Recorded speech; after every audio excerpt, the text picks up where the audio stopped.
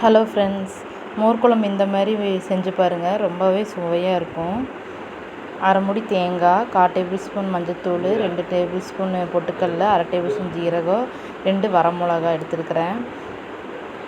பெருங்காயத்தூள் ஒரு 1/4 table spoon போதும்.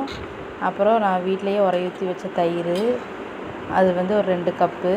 1/4 கிலோ பூசணிக்காய் க்ளீன் பண்ணி தண்ணி தேவையான அளவு ஊற்றி ஒரு கொஞ்சமாக உப்பு போட்டு வேக வச்சு எடுத்துக்கணும். சீக்கிரம் பூசணிக்காய் வெந்துடும். இப்போ இதெல்லாம் மிக்சியில் போட்டு தேங்காய் பொட்டுக்கடலை ஒரு சுற்றி விடணும்.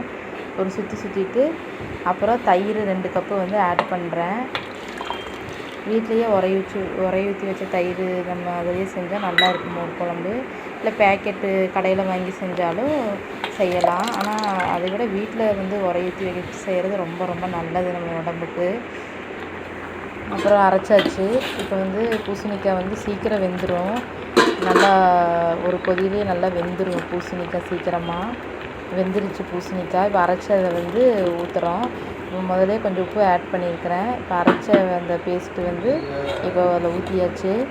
ஸ்டவ் மீடியமில் வச்சுக்கணும். ரொம்ப கொதிக்க விடக்கூடாது. மோர் குழம்பு அந்த நுரை கட்டிட்டு வர இந்த ஸ்டேஜில் நம்ம இறக்கிடணும். ரொம்ப சீக்கிரம் ஆயிரும் இந்த குழம்பு, ரொம்ப டக்குன்னு.